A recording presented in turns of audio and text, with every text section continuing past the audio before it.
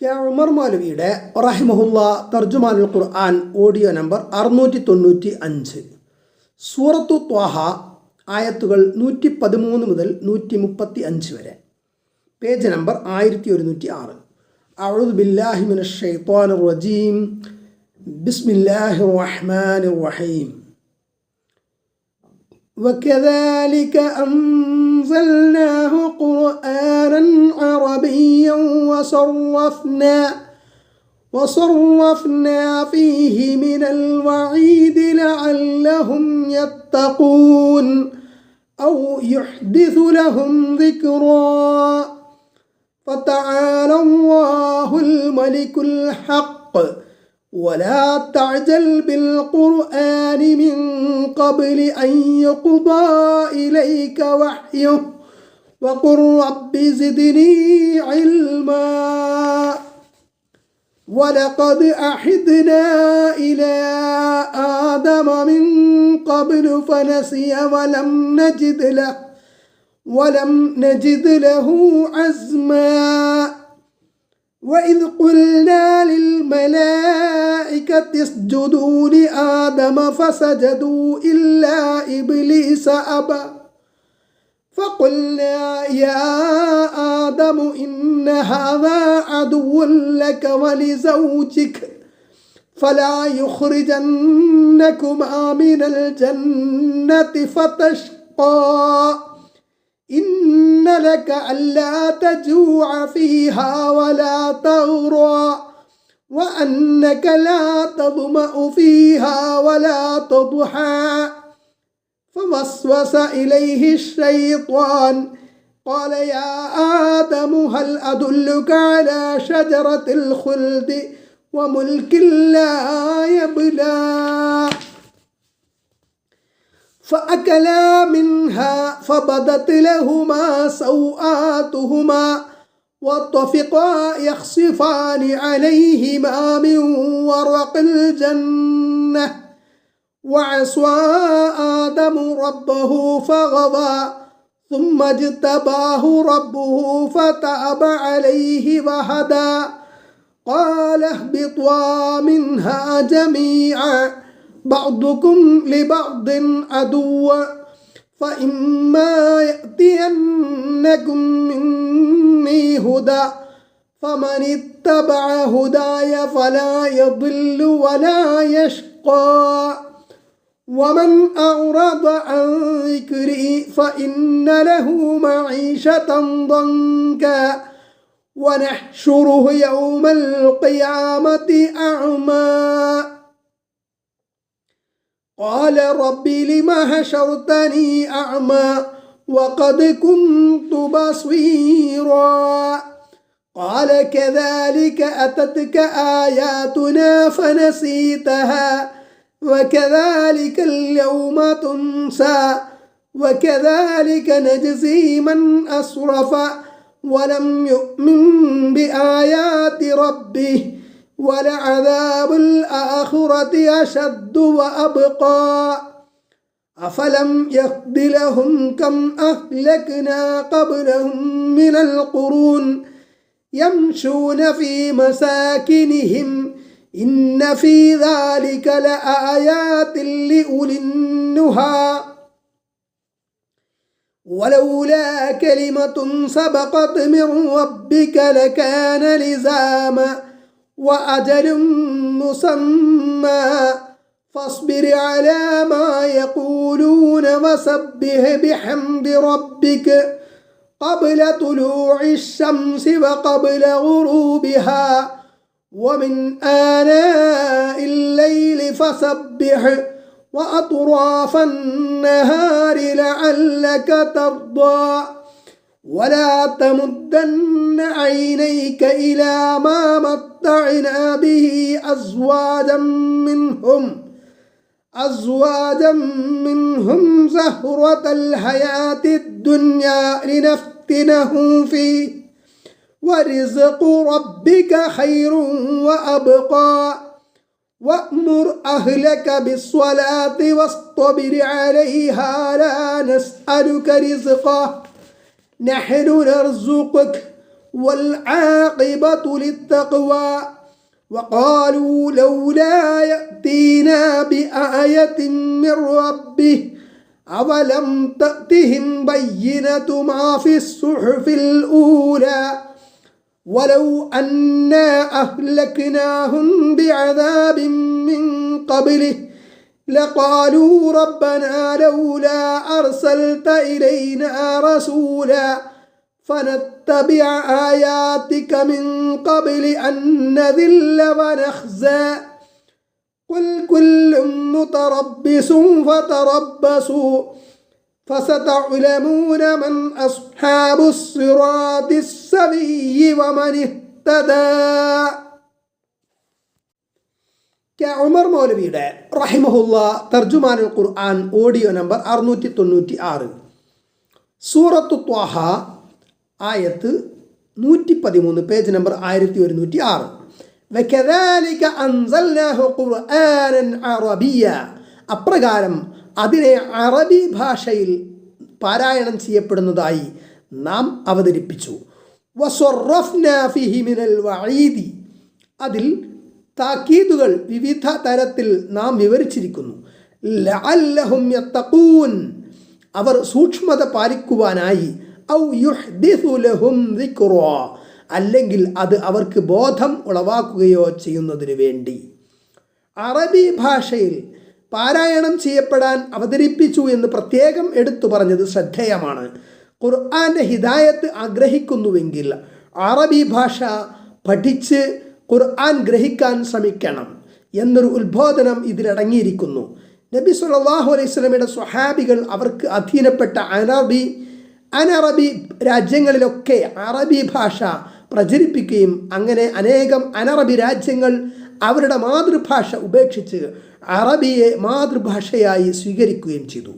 അങ്ങനെ എമ്പാടും രാജ്യങ്ങളുണ്ട്. കുറഞ്ഞ വാക്കുകളിൽ കൂടുതൽ ആശയം ഉൾക്കൊള്ളിക്കാൻ അറബി ഭാഷയ്ക്കുള്ള പ്രത്യേകത അസാധാരണമാണ്. സാഹിത്യ ഭംഗിയിലും മറ്റെല്ലാ ഭാഷകളെയും മറികടക്കുന്നതായി കാണാം. സാധാരണ അറബി വായന പോലെയല്ല ഖുർആൻ ഓതേണ്ടത്. ഖുർആൻ്റെ പാരായണം ഒരു പ്രത്യേക രീതിയിലാണ്. അതിന് പ്രത്യേക പാരായണ നിയമങ്ങളുണ്ട്. ഒരു ഗുരുമുഖത്ത് നിന്ന് മാത്രമേ അത് സ്വായത്തമാക്കാൻ സാധിക്കുകയുള്ളൂ. പാരായണ നിയമങ്ങളനുസരിച്ച് മനോഹരമായ ശൈലിയുള്ള ഖുർആൻ പാരായണം ഹൃദയത്തിന് കുളിർമയും മനസ്സിന് സമാധാനവും നൽകുന്നു. പ്രഗത്ഭരായ പാരായണ വിദഗ്ധരുടെ ആകർഷകമായ ഖുർആൻ പാരായണം കേൾക്കുന്നത് തന്നെ ഹൃദയഹാരിയായ ഒരനുഭവമത്രേ. ആയത്ത് 114. ഫതആലല്ലാഹുൽ മലിക്കുൽ ഹഖ്, സത്യസ്വരൂപനായ രാജാവായ അല്ലാഹു അത്യുന്നതനായിരിക്കുന്നു. വലാ തഅജൽ ബിൽ ഖുർആനി മിൻ ഖബ്ലി അൻ യുഖ്ദാ ഇലൈക വഹ്യുഹ്, ഖുർആന്റെ വഹ്യ് നിനക്ക് പൂർത്തീകരിക്കപ്പെടുന്നതിന് മുമ്പായി അതിൽ നീ ധൃതിപ്പെടരുത്. ജിബ്രീൽ അലൈഹിസ്സലാം വന്ന് നബി സല്ലല്ലാഹു അലൈഹി വസല്ലമക്ക് ഖുർആൻ ഓതി കേൾപ്പിക്കുമ്പോൾ നബി സല്ലല്ലാഹു അലൈഹി വസല്ലമയും ഒപ്പം ഓതൽ പതിവായിരുന്നു. മറന്നു പോകാതിരിക്കാൻ ധൃതി കൂട്ടി ഓതിയിരുന്നു. അത് ശരിക്ക് മനഃപ്പാഠമാക്കുന്നതിന് മുമ്പ് മലക്ക് മടങ്ങിപ്പോകുന്നത് നബി സല്ലല്ലാഹു അലൈഹി വസല്ലമ ഭയപ്പെട്ടിരുന്നു. അതോടുകൂടി ദാഹിച്ചു വലയുന്ന സമയത്ത് വെള്ളം കിട്ടിയാൽ എന്നതുപോലെയുള്ള അനുഭൂതിയും ഉണ്ടാകുമല്ലോ. അങ്ങനെ ധൃതിപ്പെടേണ്ട എന്ന് ചൂണ്ടിക്കാണിക്കുന്നു. അള്ളാഹു അത് വേണ്ട വിധം സംരക്ഷിക്കും. വഖുർ റബ്ബി സിദ്നി ഇൽമ, എൻ്റെ റബ്ബേ എനിക്ക് വിജ്ഞാനം വർദ്ധിപ്പിച്ചു തരണമേ എന്ന് പ്രാർത്ഥിക്കുകയും ചെയ്യുക. Page number 1107. അറിവ് എന്നത് മനുഷ്യനെ സംബന്ധിച്ചിടത്തോളം എത്ര നേടിയെടുത്താലും അവസാനിക്കുകയില്ല. വിജ്ഞാനങ്ങളുടെ വൈപുല്യം അനന്തമാണ്. ഇഹലോകത്തേക്കും പരലോകത്തേക്കും ഫലപ്പെടുന്ന വിജ്ഞാനമാണ് ഇവിടെ ഉദ്ദേശിക്കുന്നത്. വിജ്ഞാനം വർദ്ധിപ്പിക്കുവാൻ പ്രാർത്ഥിച്ചു കൊണ്ടിരിക്കണമെന്നാണ് ഇവിടെ പഠിപ്പിക്കുന്നത്. ഉപകാരമില്ലാത്ത അറിവിൽ നിന്നും നബി സല്ലല്ലാഹു അലൈഹി വസല്ലം രക്ഷ തേടിയതായും ഹദീസിൽ കാണാം. അറിവിനനുസരിച്ച് പ്രവർത്തിക്കാതിരിക്കുമ്പോഴാണ് ഉപകാരമില്ലാത്ത അറിവായി തീരുക. അള്ളാഹു നമ്മളെ കാക്കട്ടെ. ആയത്ത് 115. വലഖദ് അഹിദ്നാ ഇലാ ആദമ മിൻ ഖബ്ലു ഫനസിയ, മുമ്പ് തന്നെ ആദമിന് നാം നിർദ്ദേശം നൽകുകയുണ്ടായി, എന്നിട്ട് അദ്ദേഹം മറന്നു. വലം നജിദ് ലഹു അസ്മ, അദ്ദേഹത്തിന് നിശ്ചയദാർഢ്യമുള്ളതായി നാം കണ്ടില്ല. ഒരു കാര്യം കൽപ്പനയായി ലഭിച്ചിട്ട് അതിൽ ഉറച്ചു നിൽക്കുന്ന സ്വഭാവം ആദം അലൈഹിസ്സലാമിനുണ്ടായില്ല. ഇവിടെ ഒരു വിശേഷം പറയേണ്ടതുണ്ട്. ആദമിന് നാം നിർദ്ദേശം കൊടുത്തു എന്ന് അർത്ഥം പറഞ്ഞിടത്ത് നാം കരാർ ചെയ്തു എന്ന് CN മൗലവി അർത്ഥം പറഞ്ഞു. സാരമില്ലെന്ന് വിചാരിക്കാം, എങ്കിലും ശരിയായ അർത്ഥം അതല്ല. നിർദ്ദേശം കൊടുത്തു എന്നാണ് ശരിയായ അർത്ഥം. എന്നാൽ CN മൗലവി കൊടുത്ത കരാർ ചെയ്തു എന്ന അർത്ഥം മറ്റു ചില പരിഭാഷകളിലും തുടർന്നിരിക്കുന്നതായി കണ്ടു. അറിഞ്ഞോ അറിയാതെയോ സംഭവിച്ചതാണെങ്കിലും അത് തെറ്റ് തന്നെയാണ്. മനുഷ്യവംശത്തിൻ്റെ ആദ്യ പിതാവായ ആദം അലൈഹിസ്സലാമിനെ സംബന്ധിച്ച ഒരു വിഷയമാണിത് എന്നതിൽ യാതൊരു സംശയവുമില്ല. മുസ്ലിങ്ങളും ഇതര വേദക്കാരുമെല്ലാം വിശ്വസിക്കുന്ന ഒരു യഥാർത്ഥ സംഭവമാണിവിടെ ഉദ്ദേശിക്കുന്നത്. ആദമിനെ പത്നീസമേതം അള്ളാഹു സ്വർഗത്തിൽ താമസിപ്പിച്ചപ്പോൾ ഒരു മരത്തിൽ നിന്ന് പഴം പറിച്ച് തിന്നുന്നത് വിരോധിച്ചു. ആദം വിരോധിക്കപ്പെട്ട പഴം തിന്നു. ഇതാണ് സംഭവം. ഈ സംഭവത്തെ പറ്റിയാണ് ഈ ആയത്തിൽ പറഞ്ഞതെന്ന് വ്യക്തമാണ്. ഇതിൽ അഭിപ്രായ വ്യത്യാസം ലോകത്ത് ഇന്ന് വരെ ഉണ്ടായിട്ടില്ല. എന്നാൽ CN ഇത് നിഷേധിക്കുന്നു. അങ്ങനെ ഒരു സംഭവം നടന്നിട്ടില്ലെന്നും ഈ ആയത്തിലെ വിഷയം വേറെയാണെന്നുമാണ് അദ്ദേഹത്തിൻ്റെ വാദഗതി. ആദം എന്നത് ഒരു വ്യക്തിയുടെ പേരല്ലെന്നും മനുഷ്യവംശത്തെ പൊതുവെ കുറിക്കുന്ന പദമാണത് എന്നും അദ്ദേഹം വാദിക്കുന്നു. അദ്ദേഹം പറയുന്നത് കാണുക, ഇന്നതേ ചെയ്യാവൂ ഇന്നത് ചെയ്തുകൂടാ എന്ന തീരുമാനമെടുക്കാൻ മനുഷ്യന് കുറെയെല്ലാം സാധിക്കും. ആ തീരുമാനത്തെക്കുറിച്ചാണ് കരാർ എന്ന് ഇവിടെ പറഞ്ഞത്. പേജ് 1184. മൗലവി സാഹിബിന് തെറ്റിപ്പോയതാണ്. കരാർ എന്നിവിടെ പറഞ്ഞിട്ടില്ല, നിർദ്ദേശം എന്നാണ് വാസ്തവത്തിൽ ഇവിടെ ഉള്ളത്. നിർദ്ദേശവും കരാറും തമ്മിൽ വ്യത്യാസമുണ്ട്. അള്ളാഹു ആധികാരികമായി ആദമിനോട് കൽപ്പിച്ചതാണിത്. ആദം എന്ന ആദ്യ പിതാവിൻ്റെ സംജ്ഞാനാമമാണ്, വംശത്തിൻ്റെ പേരല്ല. അശ്രദ്ധയും ദൃഢനിശ്ചയമില്ലായ്മയും മനുഷ്യനെ അപകടത്തിൽപ്പെടുത്തും. ഏത് കാര്യത്തിൻ്റെ വിജയത്തിനും നിശ്ചയദാർഢ്യം ആവശ്യമാണ്. പിശാചിൻ്റെ ദുർബോധനങ്ങളിൽ കുടുങ്ങി പാപം ചെയ്യരുതെന്നും പാപപരിഹാരം പശ്ചാത്താപമാണെന്നും പഠിപ്പിക്കുന്നു. മനുഷ്യപിതാവായ ആദം അലൈഹിസ്സലാമിൻ്റെ കഥ ആവർത്തിച്ചു പറഞ്ഞ് ഖുർആൻ മനുഷ്യനെ ഉത്ബോധിപ്പിക്കുന്നു.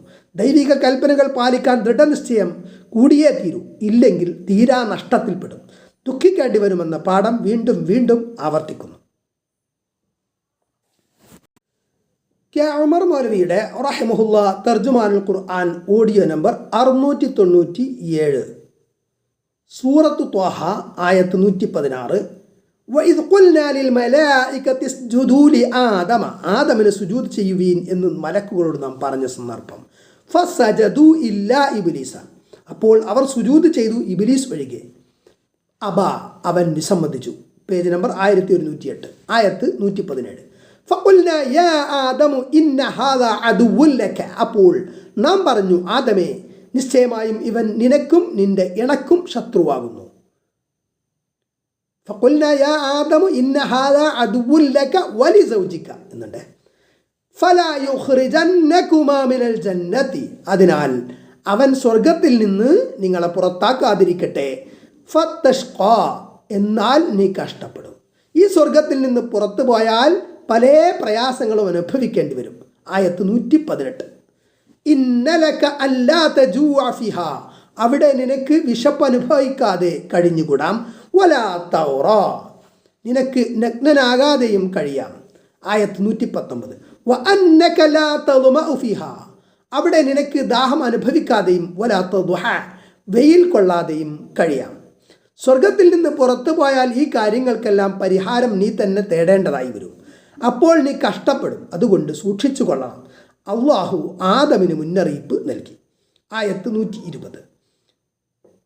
ഫവസ്വസ ഇലൈഹി ശൈത്വാൻ, അപ്പോൾ പിശാച് അദ്ദേഹത്തിന് ദുർബോധനം നൽകി. ഖാല യാ ആദമു ഹൽ അദുല്ലുക അലാ ഷജറത്തിൽ ഖുൽദി വമുൽകിൻ ലാ യബ്ല, അവൻ പറഞ്ഞു, ആദമേ, അനശ്വരതയുടെ വൃക്ഷത്തെപ്പറ്റിയും ഒരിക്കലും നശിച്ചു പോകാത്ത രാജവാഴ്ചയെപ്പറ്റിയും ഞാൻ നിനക്ക് പറഞ്ഞു തരട്ടെയോ. അനശ്വരതയുടെ വൃക്ഷം എന്ന് വെച്ചാൽ അതിൻ്റെ കായ തിന്നാൽ പിന്നീട് ഒരിക്കലും മരിക്കുകയില്ല, അങ്ങനെയുള്ള വൃക്ഷം. അപ്പോൾ ആ കായ തിന്നാൽ ഒരിക്കലും മരിക്കുകയില്ലെന്നും കാലാകാലം രാജാവായി ജീവിക്കാമെന്നും പിശാച് ആദമിനോട് പറഞ്ഞ് വഴിതെറ്റിക്കാൻ ശ്രമിച്ചു.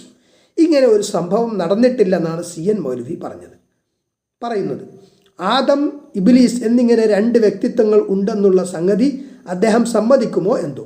ഇതുപോലെ ഖുർആനിൽ പറഞ്ഞിട്ടുള്ളതൊന്നും ആ രണ്ടുപേരെ സംബന്ധിക്കുന്ന വിഷയങ്ങളല്ല, നടന്ന സംഭവത്തിൻ്റെ വിവരണവുമല്ല, മനുഷ്യജീവിതത്തെ ഉദാഹരിച്ചതാണ് എന്നത്രേ വാദം.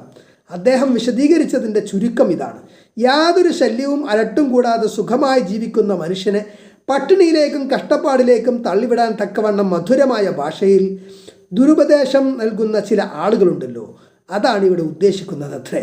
ഇബ്ലീസ് എന്നാൽ ഈ ദുരുപദേശക്കാരാണെന്നും ആദം എന്നാൽ ആ സുഖജീവിതക്കാരാണെന്നും മൗലവി വിശദീകരിക്കുന്നു. ആദം നബി അലൈഹി സ്വലാമയെ പാർപ്പിച്ച സ്വർഗം മുത്തഖീങ്ങൾക്കായി അള്ളാഹു തയ്യാറാക്കി വെച്ചിട്ടുള്ള സ്വർഗമാണോ, അഥവാ ഭൗതികമായ പ്രകൃതിരമണീയമായ ഒരു പൂങ്കാവനത്തിലുള്ള മനോഹരമായ ബംഗ്ലാവാണോ എന്ന് ചിലർ തർക്കിക്കുന്നു. എന്നാൽ സിയൻ പറയുന്നത് ഈ രണ്ടഭിപ്രായവും ശരിയല്ല. ഓരോ മനുഷ്യനും ഈ ലോകത്ത് അനുഭവിക്കാവുന്ന ജീവിതമാണ് ഉദ്ദേശ്യമെന്നാണ്. ഇത് ആദിപിതാവായ ആദമിൻ്റെ കഥയല്ല, മറിച്ച് മനുഷ്യരുടെ പൊതുവായ ഒരു വിഷയമാണ്. ഇബ്ലീസ് എന്നത് ഒരു അദൃശ്യ ലോകത്തുള്ള മഹാദുഷ്ടൻ്റെ പേരല്ല, ദുരുപദേഷ്ടാക്കളായ മനുഷ്യരെയാണ് ഇബ്ലീസ് എന്നത് കൊണ്ട് ഉദ്ദേശിക്കുന്നത്. ഇതൊക്കെയാണ് സിയൻ മൗലവിയുടെ വാദഗതികൾ. ഇതൊന്നും ശരിയല്ല. പേജ് നമ്പർ 1109, ആയത്ത് 121. ഫഅകലാ മിൻഹ, എന്നാൽ അവരിരുവരും അതിൽ നിന്ന് തിന്നു.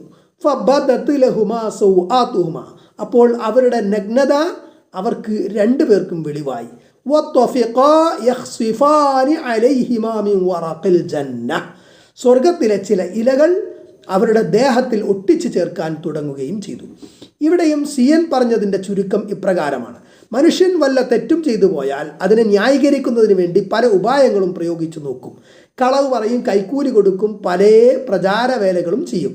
തൻ്റെ കുറ്റത്തെ മറച്ചു വെക്കുവാനും ന്യായീകരിക്കുവാനും വേണ്ടി മനുഷ്യൻ ചെയ്യുന്ന ഇത്തരം സാഹസ കൃത്യങ്ങളാണ് സ്വർഗത്തിലെ ഇലകൾ ഒട്ടിച്ചു ചേർത്തു എന്ന് ഇവിടെ പറഞ്ഞതുകൊണ്ട് ഉദ്ദേശിക്കുന്നതെന്ന് സിയൻ പറയുന്നു. പേജ് 1186. ഇത് തെറ്റാണ്. യഥാർത്ഥത്തിൽ മനുഷ്യൻ്റെ സ്വഭാവം അതല്ല. കുറ്റം ചെയ്തു പോയാൽ തെറ്റ് സമ്മതിക്കലും ഖേദം പ്രകടിപ്പിക്കലും മാപ്പ് ചോദിക്കലുമാണ്. മൗലവി പറഞ്ഞ സ്വഭാവം ഇബ്ലീസിൻ്റേതാണ്. ഇബ്ലീസിൻ്റെ നിയന്ത്രണത്തിലുള്ള മനുഷ്യരും അങ്ങനെ തന്നെ. ആയത്തിലെ വാചകത്തിന് മൗലവി കൊടുത്ത അർത്ഥം തെറ്റിപ്പോയിട്ടുണ്ട്. അവർക്ക് വെളിവായി എന്നാണ് ശരിയായ അർത്ഥം. അതായത് അവരുടെ ഗുഹ്യസ്ഥാനങ്ങൾ പുറമേ നിന്ന് കാണാൻ പറ്റാത്ത രൂപത്തിലായിരുന്നു. സൃഷ്ടിപ്പിൽ തന്നെ അള്ളാഹു അവർക്കൊരു മറ നൽകിയിരുന്നു. വിരോധിക്കപ്പെട്ട മരത്തിലെ പഴം തിന്നപ്പോൾ ആ മറ നീങ്ങി ഗുഹ്യസ്ഥാനങ്ങൾ വെളിവായി എന്ന് സാരം. സിയൻ എഴുതിയ അർത്ഥം ഇപ്രകാരമാണ്: വെളിപ്പെടുന്നത് അനാശാസ്യമായി ഗണിക്കപ്പെടുന്ന ചില വശങ്ങൾ അവർ രണ്ടുപേരിലും വെളിപ്പെട്ടുപോയി. അള്ളാഹുവിൻ്റെ വചനങ്ങൾക്ക് അർത്ഥം പറയുമ്പോൾ പാലിക്കേണ്ട സൂക്ഷ്മതയും ഭയവും തീരെ പ്രകടമാകുന്നില്ല. കഷ്ടം. വഅസ്വാ ആദമു റബ്ബഹു, ആദം തൻ്റെ റബ്ബിനോട് അനുസരണക്കേട് കാണിച്ചു. ഫഗവ, അതിനാൽ അദ്ദേഹം പിഴച്ചുപോയി. ആയത്ത് 122. സുമ്മജ്തബാഹു റബ്ബുഹു, പിന്നെ അദ്ദേഹത്തിൻ്റെ റബ്ബ് അദ്ദേഹത്തെ തെരഞ്ഞെടുത്തു. പശ്ചാത്തപിച്ച് മടങ്ങിയപ്പോൾ ആദം അലൈഹി ഇസ്ലാമിനെ അള്ളാഹു ഉത്കൃഷ്ടനായി തെരഞ്ഞെടുത്തു. ഫത്താബ അലൈഹി വഹദ, അദ്ദേഹത്തിൻ്റെ പശ്ചാത്താപം അവർ സ്വീകരിക്കുകയും അദ്ദേഹത്തെ നേർവഴിയിലാക്കുകയും ചെയ്തു.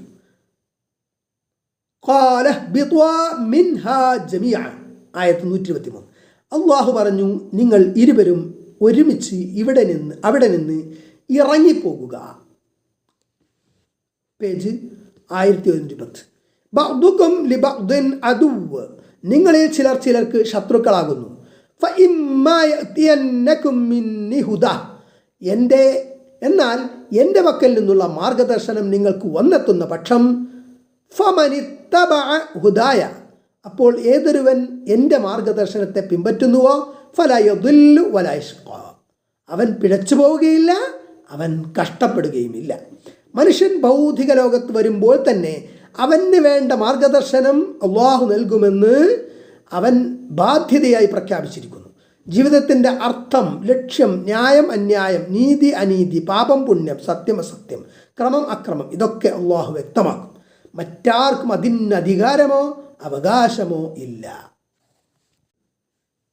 ഉമർ മൗലവിയുടെ റഹിമഹുല്ലാ തർജുമാനുൽ ഖുർആൻ ഓഡിയോ നമ്പർ 698, സൂറത്തു ത്വാഹ ആയത്ത് 124. വമൻ അഅറദ അൻ ദിക്രി, എൻ്റെ ഉത്ബോധനത്തെ വിട്ട് ആര് തിരിഞ്ഞു കളയുന്നുവോ ഫഇന്ന ലഹു മഈശതൻ ദങ്ക, അപ്പോൾ അവർക്ക് ഇടുങ്ങിയ ജീവിതമാണ് ഉണ്ടായിരിക്കുക. വനഹ്ശുറുഹു യൗമൽ ഖിയാമത്തി അഅമ, ഉയർത്തെഴുന്നേൽപ്പ് നാളിൽ അവനെ അന്ധനായി നാം എഴുന്നേൽപ്പിച്ചു കൊണ്ടുവരുന്നതുമാണ്. ഇടുങ്ങിയ ജീവിതം എന്ന് വെച്ചാൽ എന്ത് കിട്ടിയാലും മതിയാവുകയില്ല എന്ന് ഉദ്ദേശ്യം. വീണ്ടും വീണ്ടും കിട്ടണമെന്നുള്ള മതിമോഹം നിമിത്തം കൂടുതൽ കൂടുതൽ അധ്വാനിക്കുന്നു.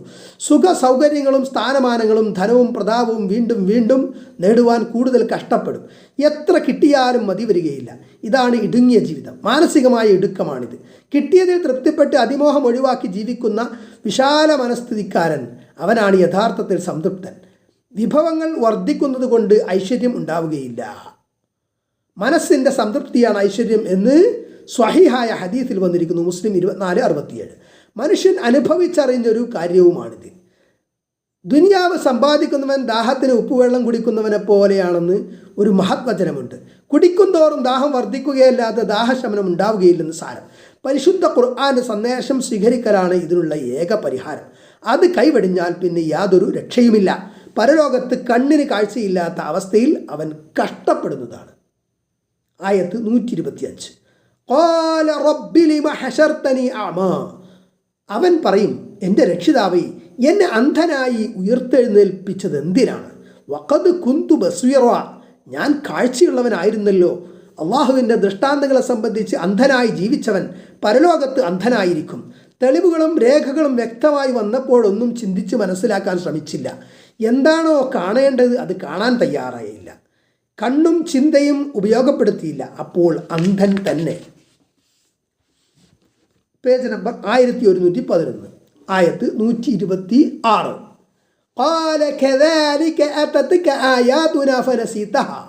അള്ളാഹു പറയും, കാര്യം അങ്ങനെ തന്നെ. നമ്മുടെ ദൃഷ്ടാന്തങ്ങൾ നിനക്ക് വന്നെത്തി, അപ്പോൾ അവയെ നീ മറന്നു കളഞ്ഞു. അതുപോലെ ഇന്ന് നീയും വിസ്മരിക്കപ്പെടുന്നു. ആയത്ത് 127.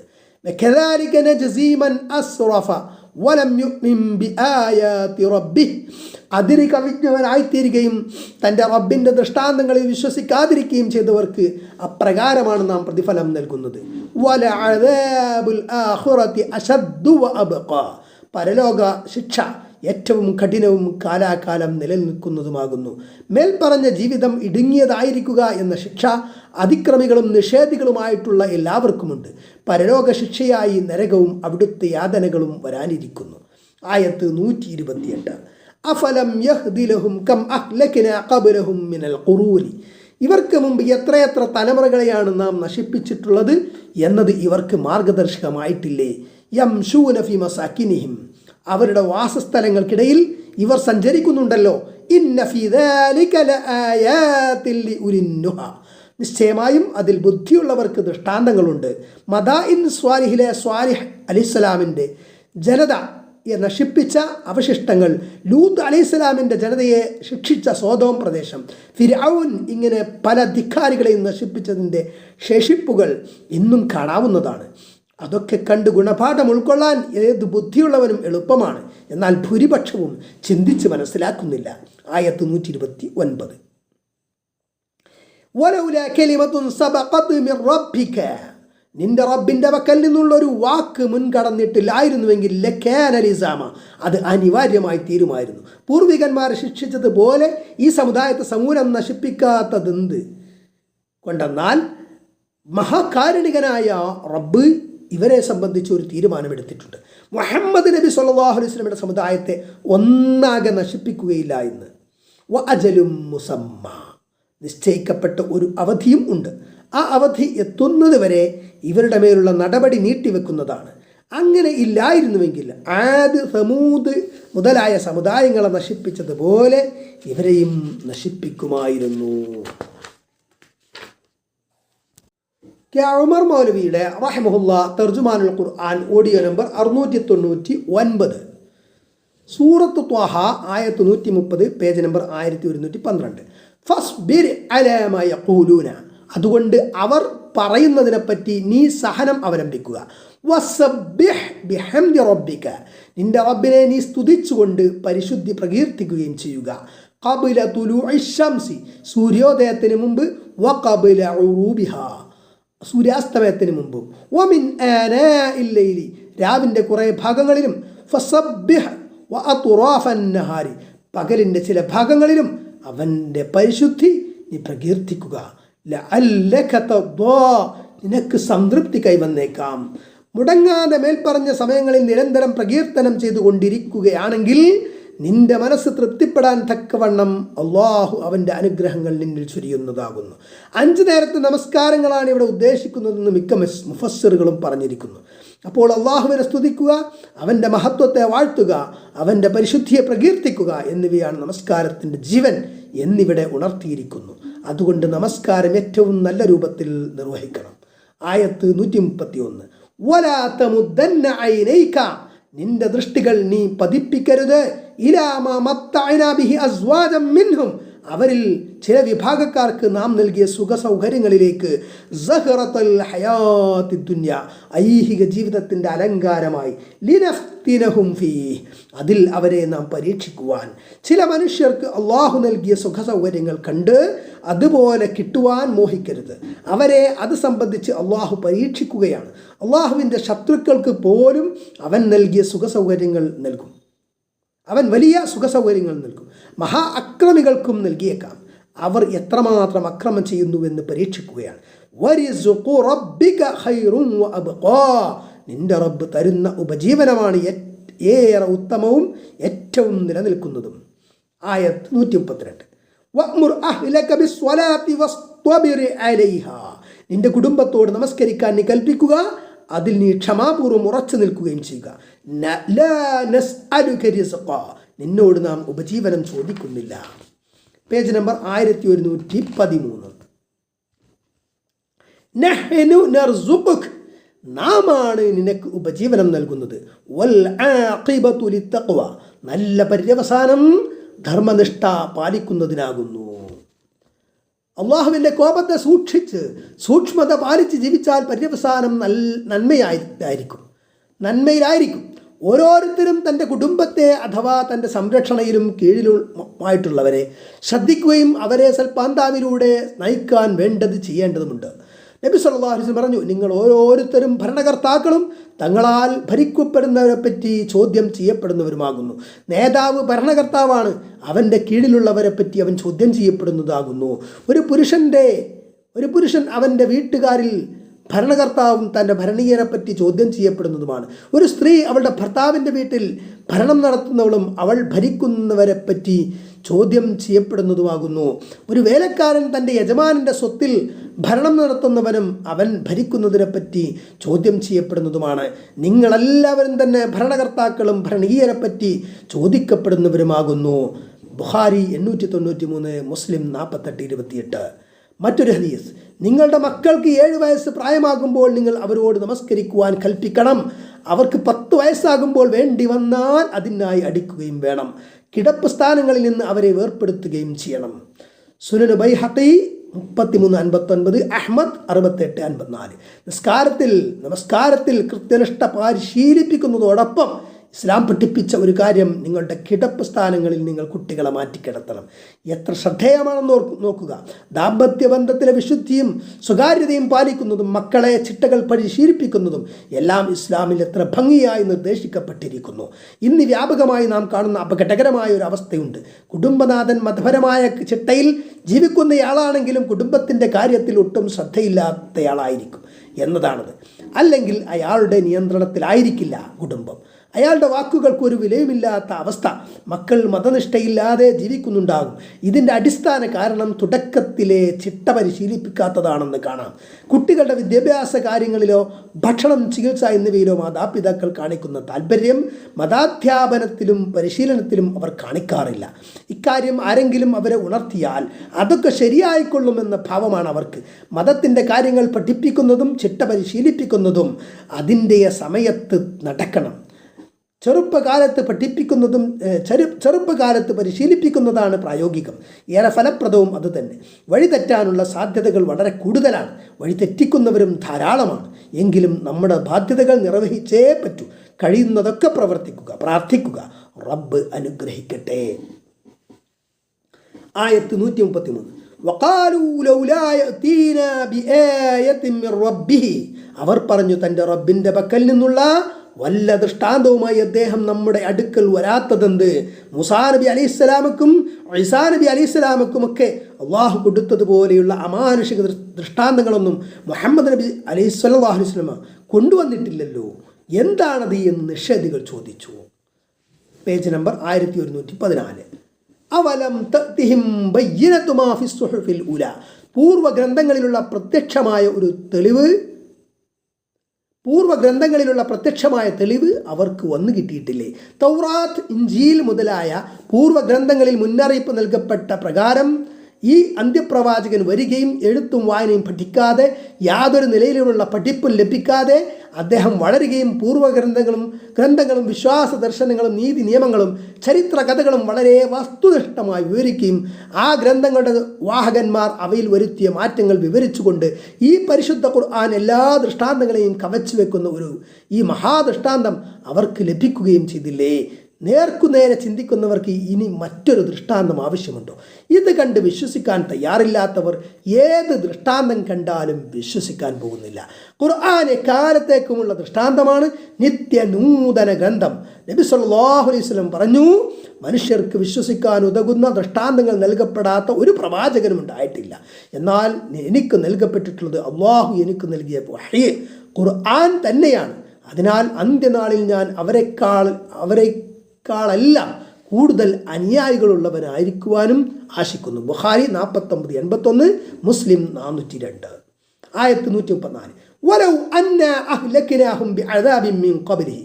ഇതിനു മുമ്പ് വല്ല ശിക്ഷയാലും അവരെ നാം നശിപ്പിക്കുന്ന പക്ഷം പരിശുദ്ധ ഖുർആനാകുന്ന ഈ മഹാദൃഷ്ടാന്തം അവർക്ക് ലഭിക്കുന്നതിന് മുമ്പ് അവരെ ശിക്ഷിച്ചിരുന്നുവെങ്കിൽ ലഖാലു റബ്ബനാ ലൗലാ അർസൽത ഇലൈനാ റസൂല, അവർ പറയുമായിരുന്നു, ഞങ്ങളുടെ രക്ഷിതാവേ, ഒരു റസൂലിനെ ഞങ്ങളുടെ അടുത്തേക്ക് നീ എന്തുകൊണ്ട് അയച്ചു തന്നില്ല? ഫനത്തബിഅ ആയാതിക, അപ്പോൾ നിന്റെ ആയത്തുകളെ ഞങ്ങൾ പിൻപറ്റുമായിരുന്നല്ലോ. മിൻ ഖബ്ലി അൻ നദില്ല വനഖ്സ, ഞങ്ങൾ നിന്ദിതരും അപമാനിതരും ആയി തീരുകയും ചെയ്യുന്നതിന് മുമ്പ്.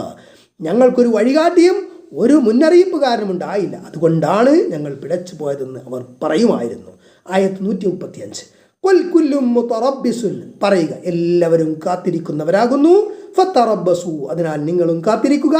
ഫസതഅലമൂന മൻ അസ്ഹാബുസ് സിറാത്തി സവിയ്യ മൻ ഇഹ്തദ, നേരായ പാതയുടെ ഉടമകൾ ആരാണെന്നും സന്മാർഗം പ്രാപിച്ചവരാരാണെന്നും അപ്പോൾ നിങ്ങൾക്ക് അറിയാറാകും. Page number 1115. ആദ്യം പറഞ്ഞത് മുമ്പ് തന്നെ നേർമാർഗത്തിൽ ജീവിച്ചവരെ പറ്റിയും, ശേഷം പറഞ്ഞത് മുമ്പ് ദുർമാർഗത്തിലായ ശേഷം ഉപദേശം മുഖേനയും മറ്റും സന്മാർഗം സ്വീകരിച്ചവരെ സംബന്ധിച്ചുമാണെന്ന് വ്യാഖ്യാതാക്കൾ പറയുന്നു. മഹാകാരുണികനായ റബ്ബുൽ ആലമീനെ, ഞങ്ങളെ നേർമാർഗത്തിലാക്കേണമേ.